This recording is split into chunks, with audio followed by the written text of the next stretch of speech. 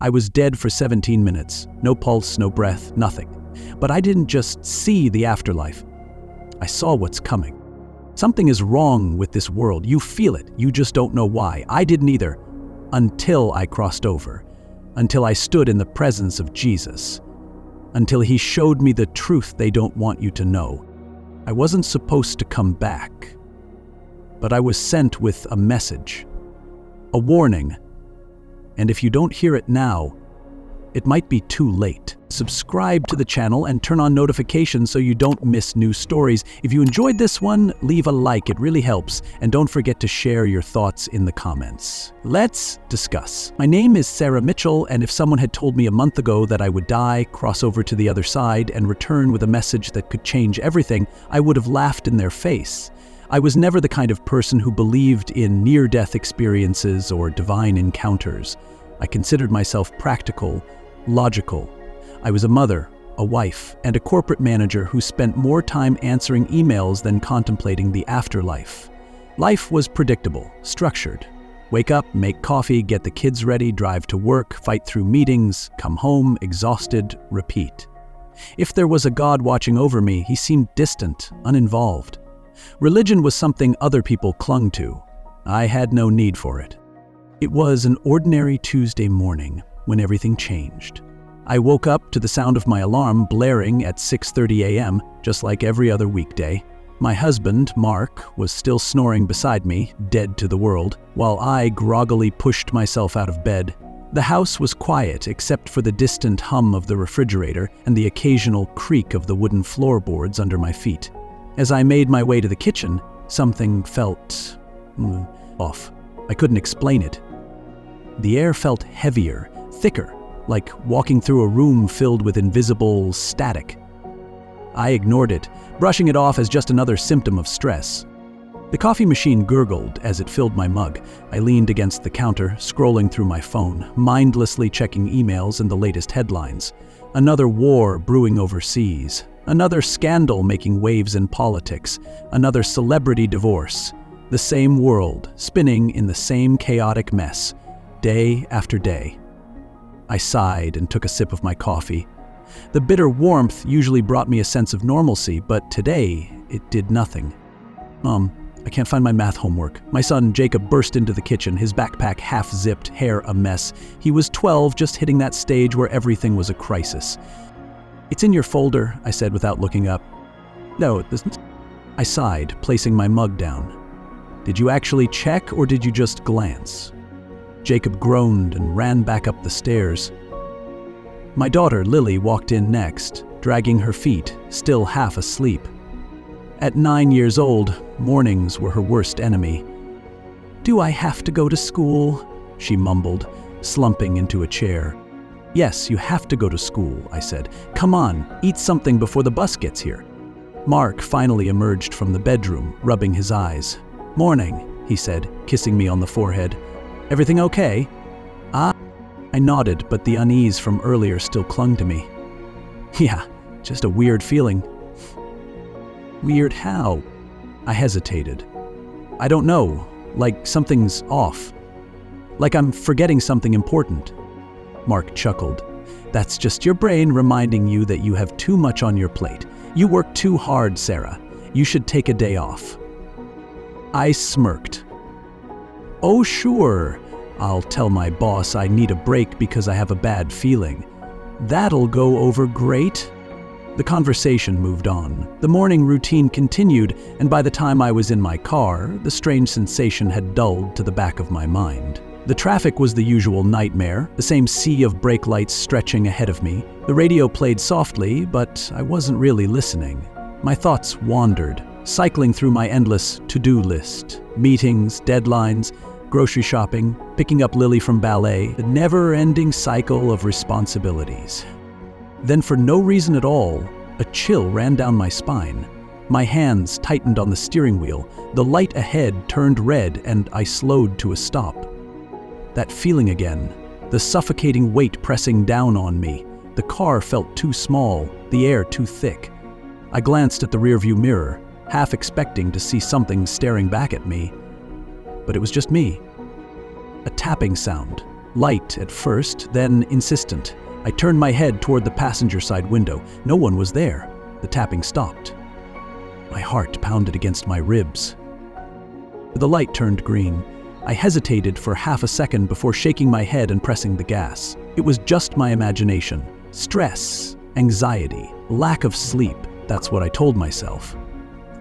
As I neared the intersection, the traffic light ahead flickered. A glitch? It turned yellow too quickly. I instinctively hit the brakes. And then, pain. A blinding, searing pain that tore through my chest, sharp and unbearable like a fist squeezing my heart in an unrelenting grip. My breath caught. The world blurred. I felt my hands slip from the wheel. The sound of screeching tires and metal twisting filling my ears. The car lurched, my body thrown forward against the seatbelt. A deafening crash. And then, silence. I was floating. The pain was gone, the fear was gone. Everything around me felt unreal, as if I had stepped out of time itself. I looked down. The wreckage of my car was below me, crumpled like a discarded toy. Smoke curled from the hood. People ran toward it, their mouths moving in panic, but I heard nothing. And then I saw her. Me. My body, motionless, slumped against the deployed airbag. I wasn't in my body anymore. I was somewhere else. And it was only the beginning. I was dead. I knew it before I could even process what had just happened. One moment I was driving, and the next I was somewhere else, floating above the wreckage of my car. There was no transition, no gradual realization, just an immediate and absolute understanding. I was no longer in my body. Below me, I saw everything in perfect clarity. The crumpled remains of my vehicle, the shattered windshield, the smoke curling from the hood.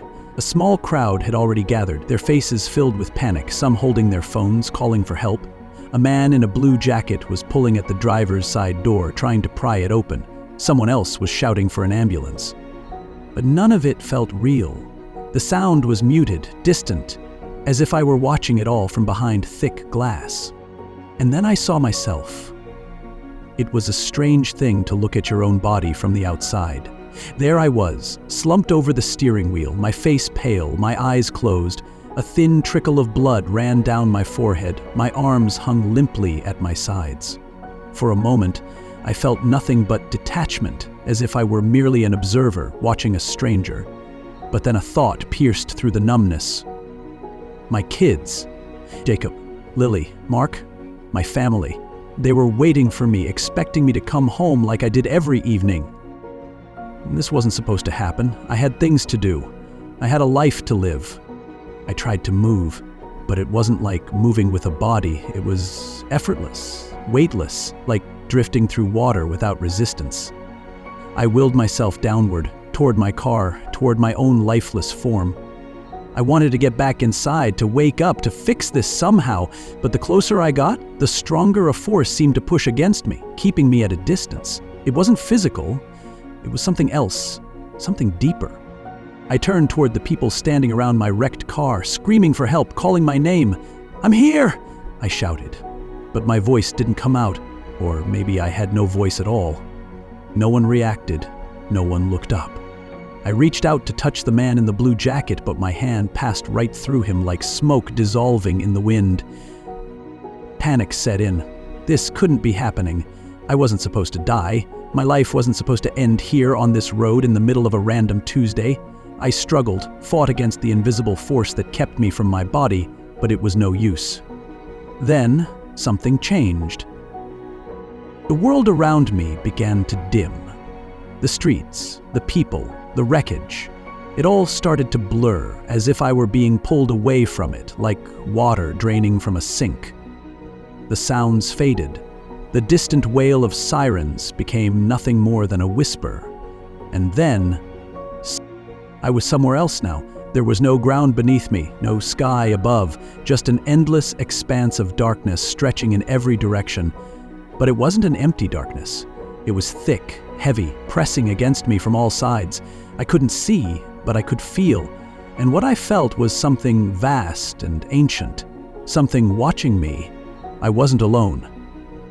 A whisper echoed through the void. I didn't hear it with my ears, but with something deeper, something inside me. It was neither a man's voice nor a woman's, neither loud nor soft. It simply was. You must let go. Let go? Let go of what? My life? My children? My family? No, I refused. I wasn't ready. But even as I clung to my last threads of resistance, I felt something shifting within me. A warmth spread through my being, gentle at first, then growing stronger, enveloping me like a tide pulling me forward. And then I saw it. The light. It started as a tiny pinprick in the distance, barely visible against the void. But it grew, expanding, pulsing, drawing me toward it. It wasn't harsh or blinding, it was warm, golden, like the first rays of sunlight after a long winter. And in that light, there was something, or someone. A figure stood at its center. The closer I got, the more the darkness around me melted away, replaced by a sense of peace so deep it was almost intoxicating. The fear, the panic, the desperate struggle to return to my body, it all seemed so small now, so distant. The figure in the light didn't speak, but I understood. I had crossed over, and there was no turning back. The light was unlike anything I had ever seen. It wasn't just bright, it was alive. It pulsed with warmth, drawing me in, and the closer I got, the more I felt a strange weight lifting from me. Every fear, every worry, every doubt that had clung to me in life was peeling away, dissolving into nothing. It was as if I had been carrying an invisible burden for years, and only now realized how heavy it had been. And at the center of the light, the figure stood waiting. I couldn't see his face clearly at first. The light surrounded him, radiating outward, wrapping around everything like an embrace. But I didn't need to see his face to know who he was. I just knew. Deep in my soul, beyond logic, beyond thought, the truth pressed into me with absolute certainty. It was Jesus. And in that instant, I understood why so many people who had never seen him still believed. His presence wasn't just something to be seen, it was something to be felt. It filled me completely, reached into the deepest parts of me and exposed everything. I tried to speak, to ask where I was, what was happening, but words didn't come, or maybe they weren't needed. He stepped forward, and as he did, the space around us transformed. The void was gone. Now I stood in a vast, endless place, neither earth nor sky, neither land nor heaven as I had ever imagined it. The ground beneath my feet was solid, yet it had no texture. The sky above stretched forever, but there was no sun, only the golden radiance that emanated from him. The air was thick with something indescribable. Not wind, not scent, but a presence, as if the very space around me was alive. Jesus looked at me, and the moment our eyes met, my entire life unfolded before me in an instant. Not like a movie, not as memories flashing before my eyes, but as something deeper. I could feel everything I had ever done, every choice I had made, every thought I had carried. But it wasn't just the events themselves, it was the consequences. I felt the pain I had caused others, even in moments I had long forgotten. I saw the times I had ignored someone who needed help, the moments of selfishness, the words I had spoken in anger that had left unseen wounds. I saw the weight of my own indifference, the way I had moved through life, so sure of myself, so sure that none of this mattered, and yet there was no condemnation in his eyes, only sorrow, only love. Tears streamed down my face. "I didn't know," I whispered, though I wasn't sure if I spoke the words aloud or if the thought simply existed between us. He stepped closer, and as he did, the sorrow in his gaze deepened, not because he was angry, but because he understood. "You knew." His voice was both gentle and powerful, resonating within me. "But you chose not to see." And he was right. The doubts, the questions I had buried, the moments of clarity I had ignored because they were inconvenient, it had all been there.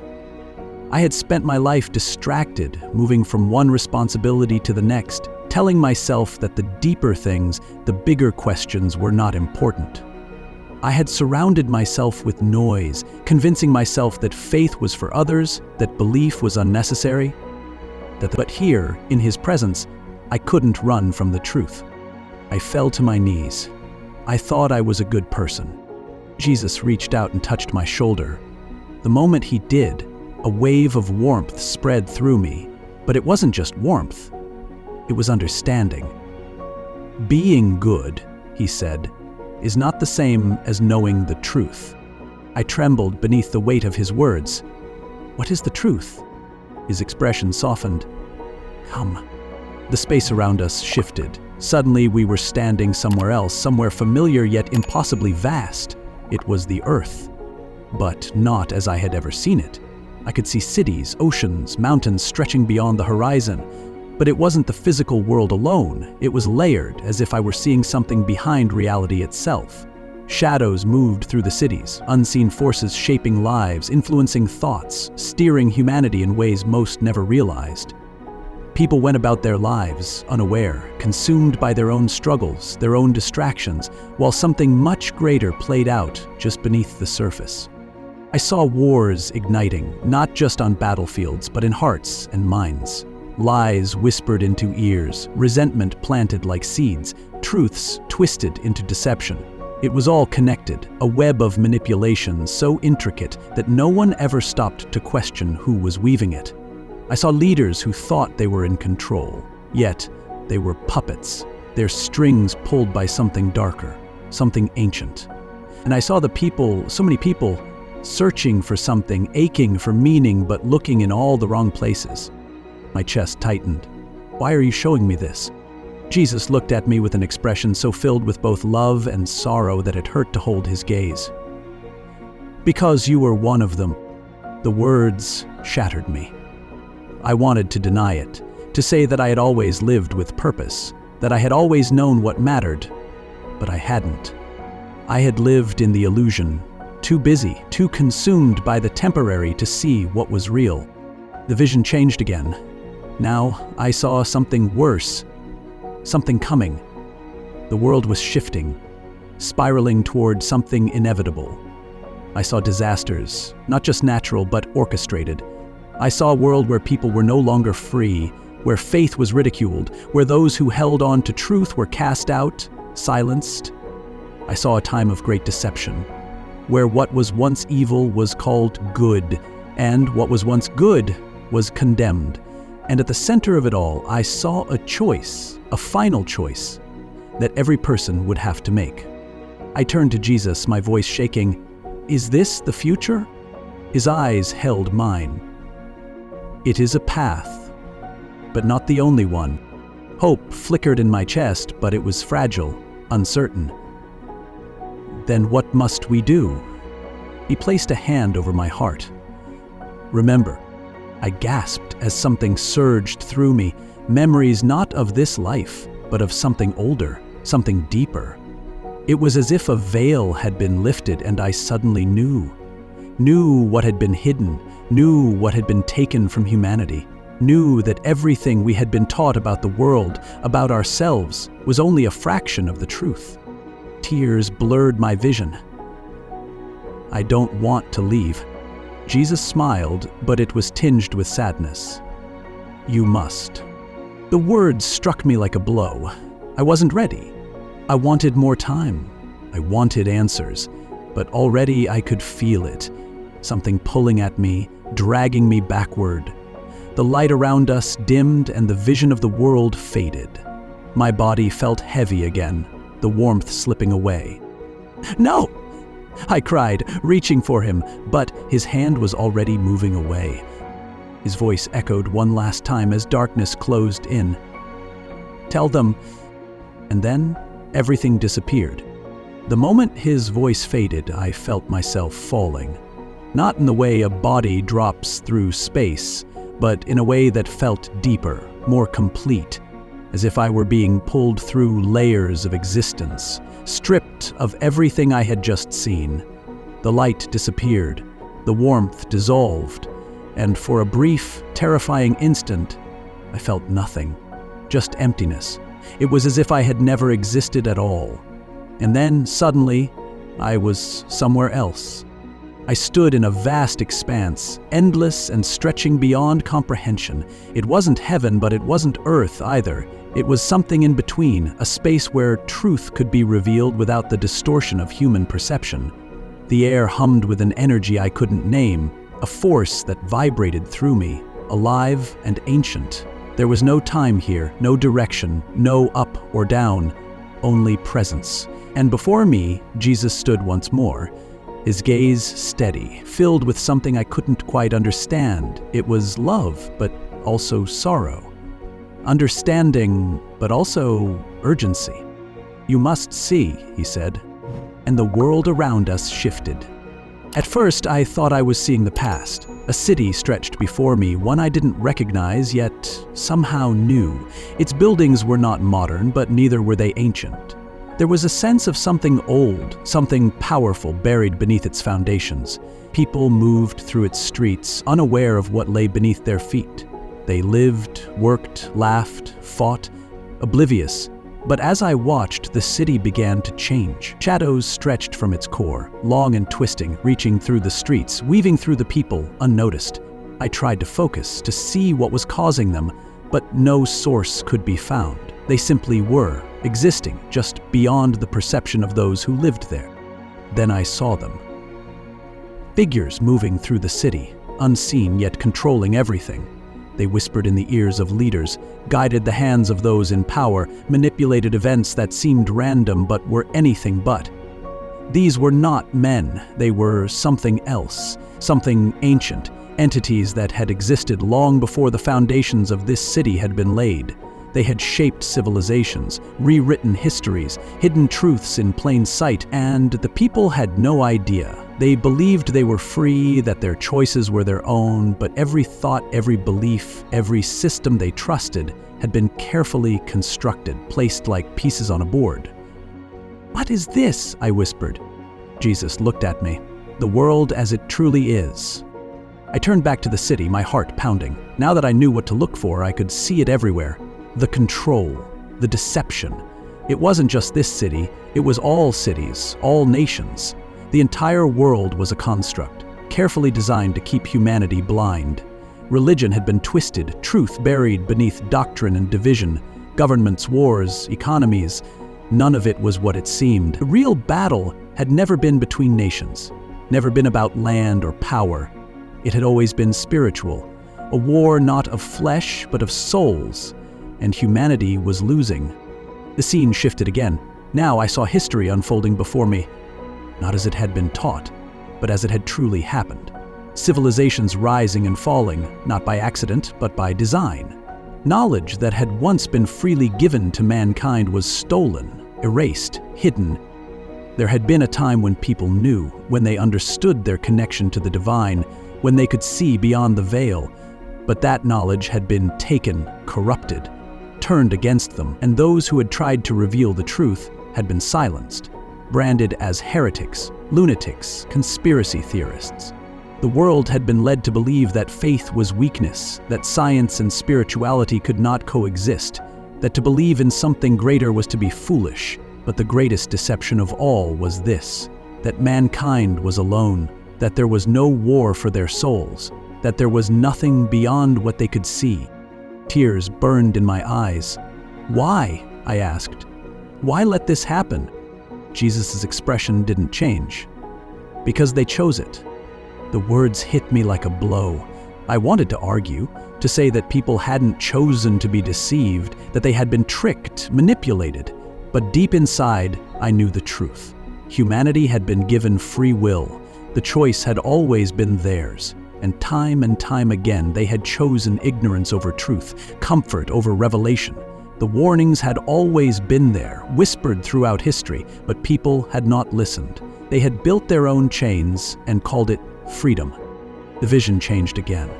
Now I saw the future, a world so different from the one I had known that it took my breath away. The deception had reached its peak.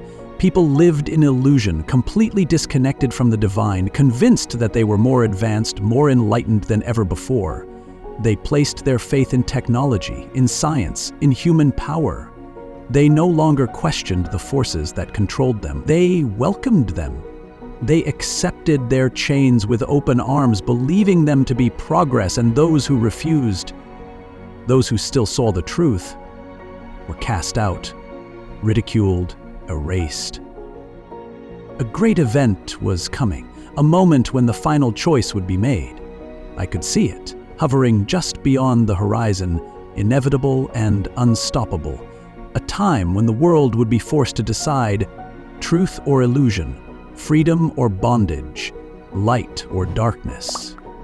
And it would not be a choice made in secret. It would be placed before everyone, openly, undeniably.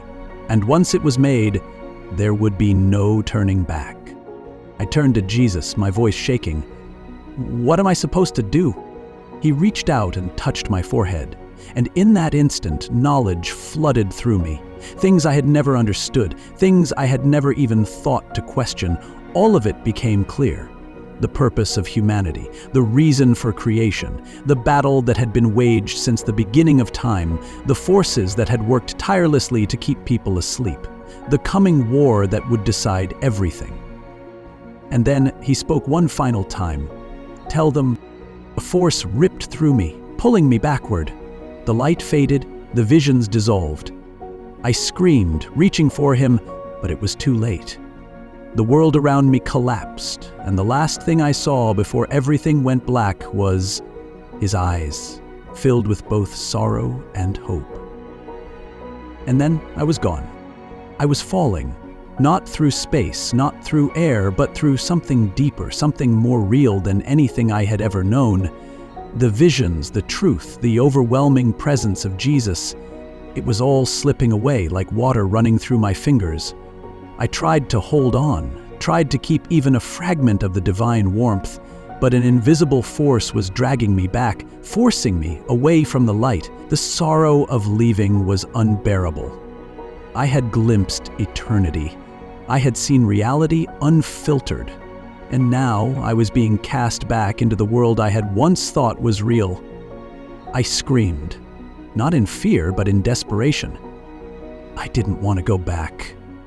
Not to the lies, not to the illusion, but it was too late. A violent jolt surged through me like being electrocuted, and suddenly I was aware of weight again, of cold, of pain. My body wasn't a distant memory anymore, it was real, heavy, broken.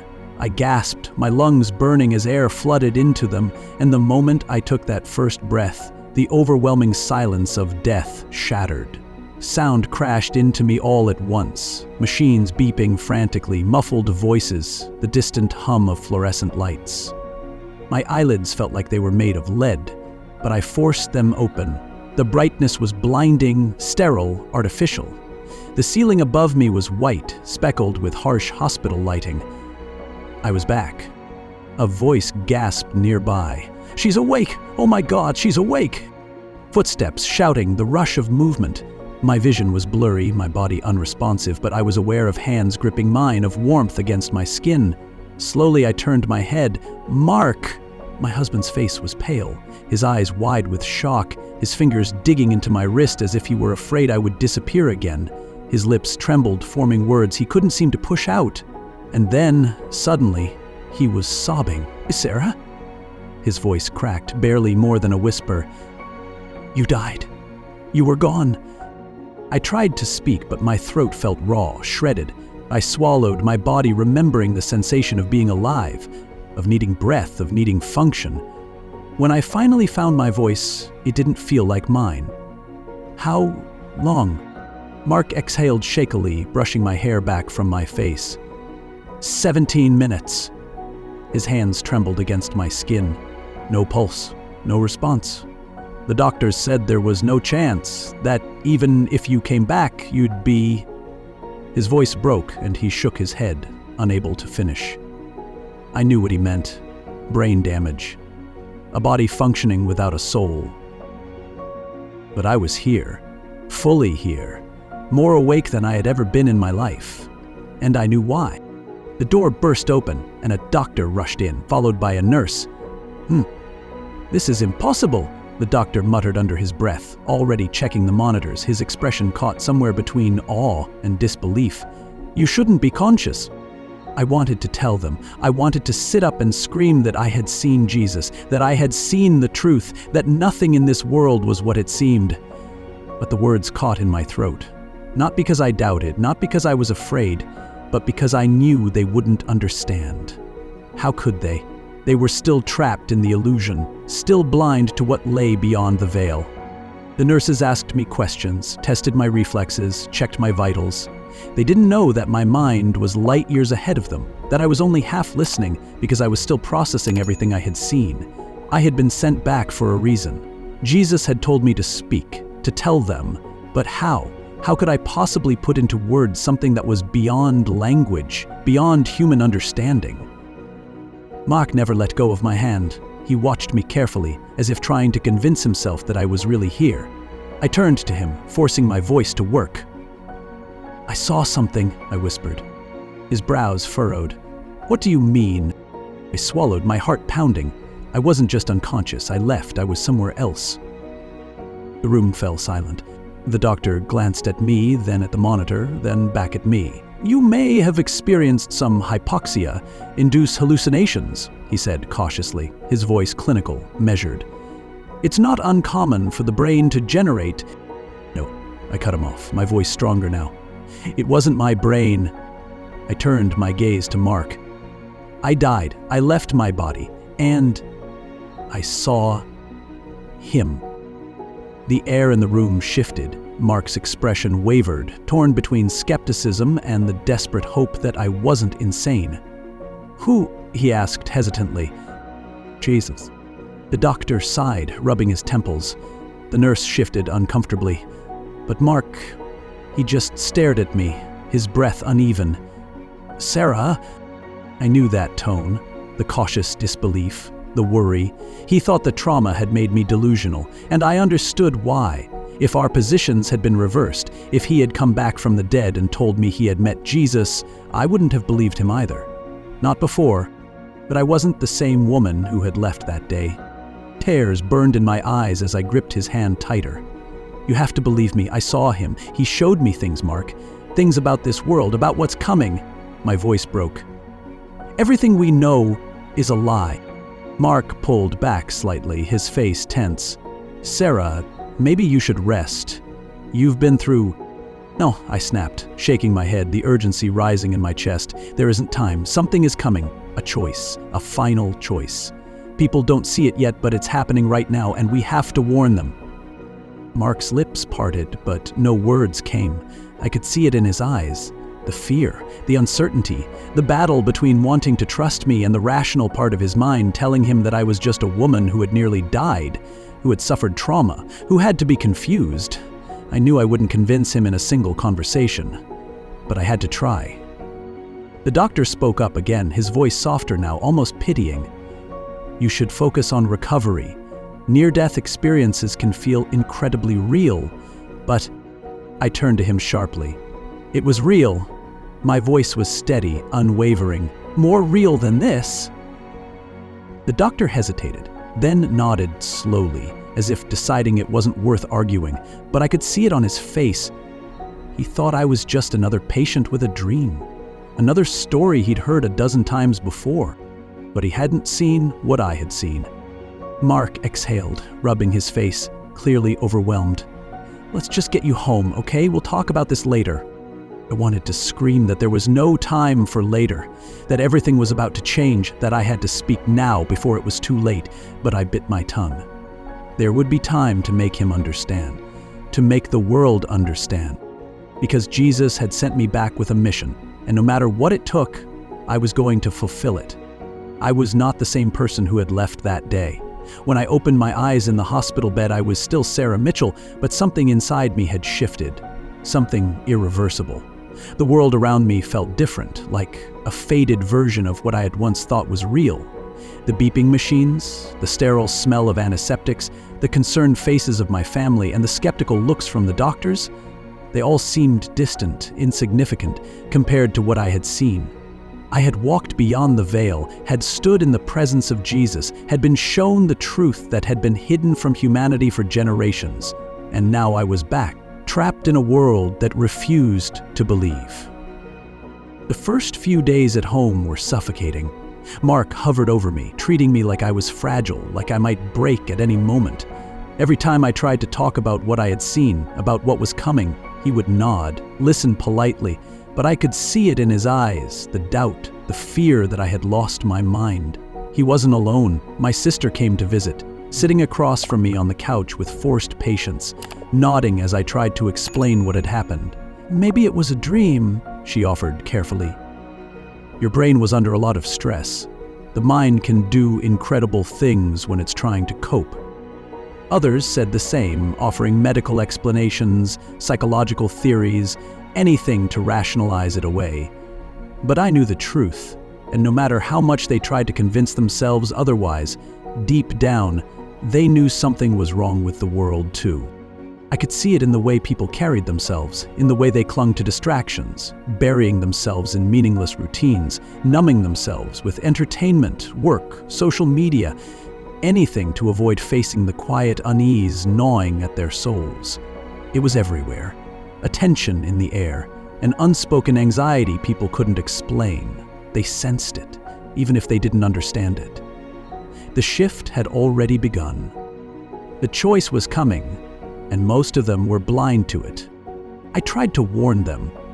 At first, I thought I could start small, talking to friends, family, people who had known me before, who trusted me.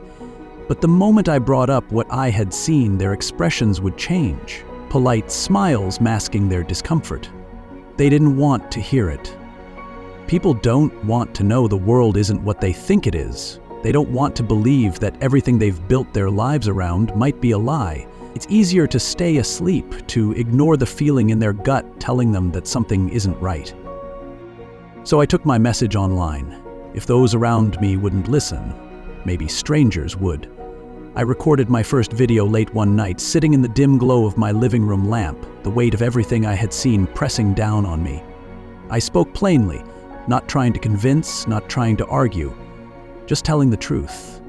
I told them about my death, about leaving my body, about standing in the presence of Jesus and seeing the world for what it really was. I told them about the deception, about the forces working in the shadows, about the choice that was coming. "I know how this sounds," I said into the camera, my voice steady. I wouldn't have believed it either. But I died. I left this world, and I was sent back for a reason. If you're watching this, you were meant to hear it. You were meant to wake up. The response was immediate. Some called me crazy, delusional, accused me of making it up for attention, but others felt it. They didn't need proof. They already knew something was wrong, and my words only confirmed what their souls had been whispering to them all along. They reached out, sharing their own experiences, their own dreams, their own unexplainable feelings that something was shifting. People were waking up. Not all, not many, but enough. I kept going. I recorded more videos, wrote down everything I could remember from my time beyond. I spoke about the illusions we had been taught to believe, about the systems designed to keep us blind, about how the final deception would come dressed as progress, as safety, as unity. "They will tell you it's for your own good," I warned. "They will tell you it's the next step in human evolution, that it's the future, but it's a trap. And when the time comes, when the choice is placed before you, remember what I'm telling you now. Do not accept the lie." The more I spoke, the more the opposition grew. Videos were taken down, accounts suspended, articles appeared, debunking me, calling me a fraud. People who had once called me a friend now avoided me. But it didn't matter. The truth was out there now. And those who were meant to hear it would. Mark still didn't understand. He wanted his wife back. The woman he had known before, the one who cared about grocery lists and weekend plans and work deadlines. But she was gone, and in her place was someone who had seen the world as it truly was. I loved him. I loved my children. but I knew I couldn't force them to see what they weren't ready to accept. All I could do was tell the truth and pray they heard it before it was too late, because I knew what was coming, and there wasn't much time left.